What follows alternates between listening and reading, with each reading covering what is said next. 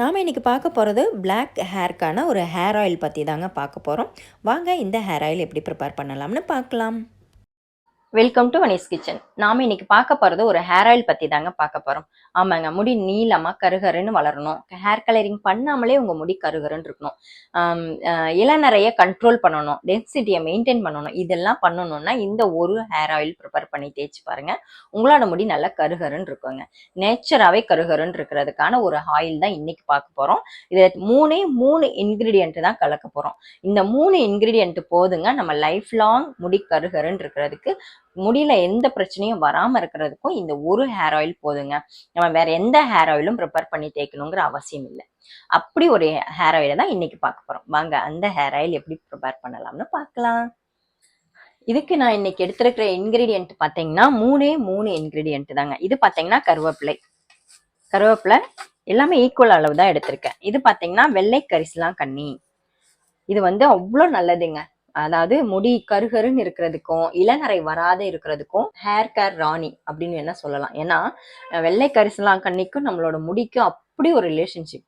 ஏன்னா இந்த ஒரு ஆயில் ப்ரிப்பேர் பண்ணி வச்சுக்கிட்டோம்னாவே போதும், நம்ம லைஃப் லாங் எந்த பிரச்சனையும் வராது நம்மளோட முடியல. அந்த அளவுக்கு இருக்கும். நிறைய ஆயில் ப்ரிப்பேர் பண்ணி ஸ்டாக்ல வச்சிங்கனாலும் அதோட சாரம் போயிடும். அதனால நீங்க இந்த மாதிரி ஃப்ரெஷ்ஷா அப்பப்போ ஒரு 1/4 லிட்டர் 1/2 லிட்டர் மட்டும் அப்பப்போ ப்ரிப்பேர் பண்ணி தேய்ச்சி பாருங்க, உங்களோட முடி அதே அளவுல மெயின்டைன் ஆகும். பவர் குறைய குறைய உங்களுக்கு ஆயில்ல இருக்கிற அந்த கன்சிஸ்டன்சி கண்டிப்பா குறையும்.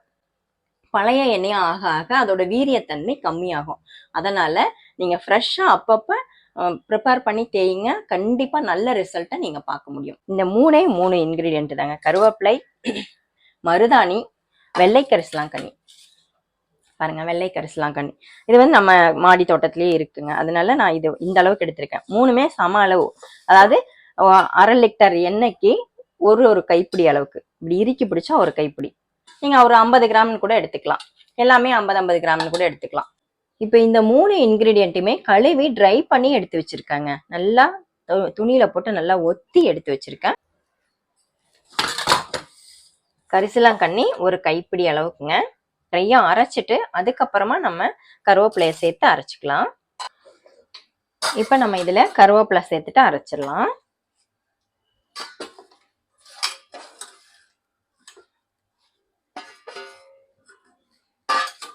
இப்ப நம்ம இதுல கரிசலாங்கண்ணி, மருதாணி, கருவேப்பிலை 3 இன்கிரீடியன்ட்டும் சேர்த்தாச்சுங்க. இதை 3ஐயும் சேர்த்து அரைச்சிடலாம். இந்த 3 இன்கிரீடியன்ட்டும் சேர்ந்து இந்த அளவுக்கு அரைச்சிருக்கு. இப்ப இதை ஆயில்ல காய்ச்சி எடுத்துக்கலாம். தண்ணி ஒரு டிராப் கூட சேர்த்துடக்கூடாதுங்க. இந்த மாதிரி ட்ரையா அரைச்சி எடுத்துக்கோங்க. பச்சை இலையா இருந்தா ரொம்ப ரொம்ப நல்லதுங்க. இந்த மாதிரி பச்சை இலையில தான் இந்த ஆயில் நல்லா ஒர்க் அவுட் ஆகும். பேன் ஹீட் பண்ணி ஒரு மீடியம் ஃப்ளேம்ல வச்சாச்சுங்க. 250 ml அளந்து எடுத்திருக்கோம். ஏற்கனவே ஒரு 1/4 லிட்டர் இதுல ஊத்தியாச்சு. இப்ப இதையும் சேர்த்துடலாம்.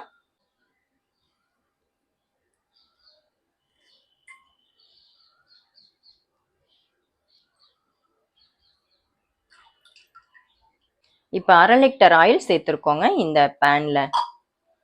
இது மீடியம் ஃப்ளேம்ல வச்சு லேசான ஹீட் வந்த உடனே நம்ம அரைச்சி வச்சிருக்கிற இன்கிரீடியன்ட்டை இது கூட சேர்த்துடலாம். ஆயில் லேசான ஹீட் வந்துருச்சுங்க. இப்ப நம்ம இந்த இன்கிரீடியன்ட்டை இதுல சேர்த்துடலாம். இப்ப அரைச்சி வச்சிருக்கோம்ல இந்த இன்கிரீடியன்ட்டை இதுல சேர்த்துடலாம். சேர்த்த உடனே எப்படி நுர பொங்கி வருது பாத்தீங்களா? பொங்கி இந்த மாதிரி தாங்க வரும். அதனாலதான் நீங்க மீடியம் ஃப்ளேம்ல வச்சு காய்ச்சுங்க அப்படின்னு சொல்றேன்.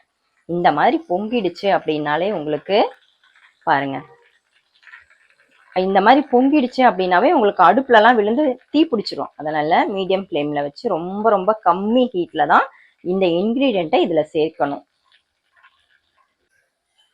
இந்த மாதிரி கரண்டி வச்சு பபிள்ஸ் அடங்குற வரைக்கும் கிளறி விடணுங்க. ஆயில் பார்த்தீங்களா, போட்ட மயத்துல எப்படி கிரீனிஷா ஆயிடுச்சுன்னு பாருங்க, எப்படி கிரீனிஷா இருக்குன்னு.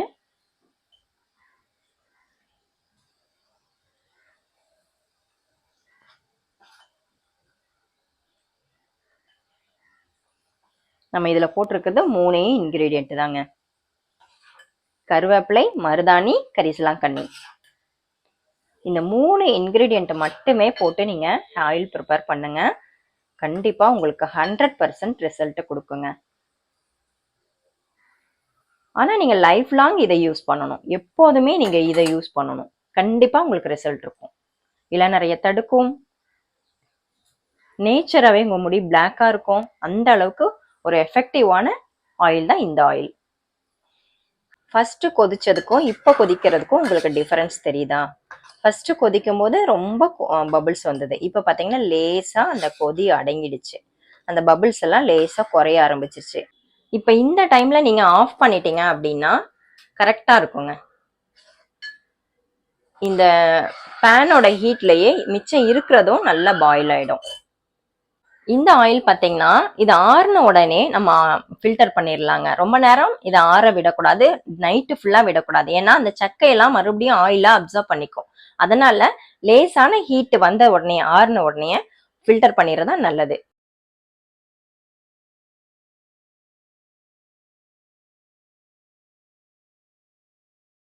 அருமையான கூந்தல் தைலம் ரெடி. கருப்பு முடிக்கான கூந்தல் தைலம் ரெடிங்க. இது 3 விஷயத்துக்காக ஹெல்ப் பண்ணுதுங்க.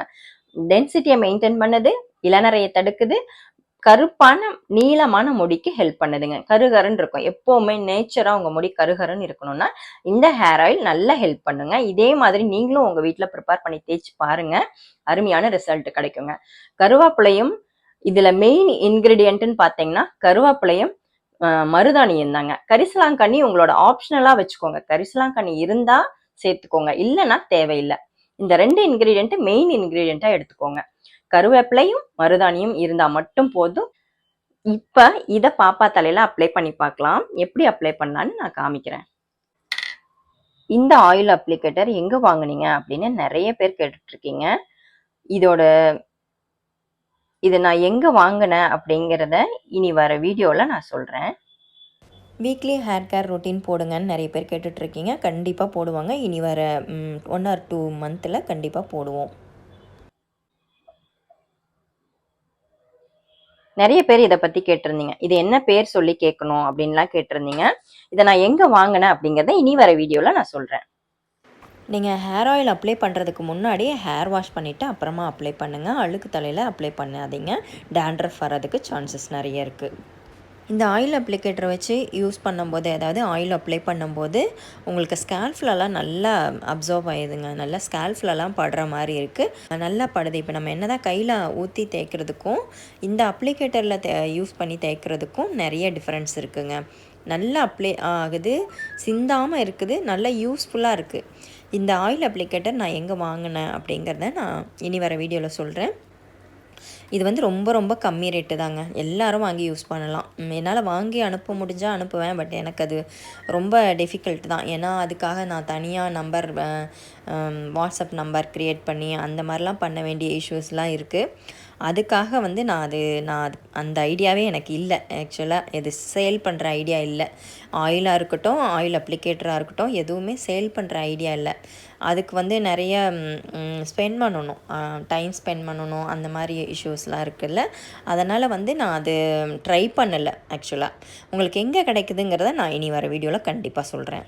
ஏற்கனவே நிறைய வீடியோஸில் சொல்லியிருக்கேன். நான் இனி வர வீடியோவில் அது எங்கே கிடைக்குது அப்படிங்கிறத ஒரு வீடியோவாகவே போடுறேன். உங்களுக்கு ஒரு கிளாரிஃபிகேஷன் இருக்கும். பாப்பாவுக்கு நிறைய பேர் சொல்லியிருக்கீங்க, ஹெவியாக ஆயில் வைக்கிறீங்க சிஸ்டர் அப்படின்னு. அவங்களுக்கு எவ்வளோ ஹெவியாக ஆயில் வச்சாலும் அந்த டேண்ட்ரஃப் இருக்கிற பிரச்சனையோ ஹேர் ஃபால் ஆகிற பிரச்சனையோ இருக்கிறது இல்லைங்க. அவங்களுக்கு அது நல்லா சூட் ஆயிடுது. எல்லா ஆயிலுமே சூட் ஆயிடுது.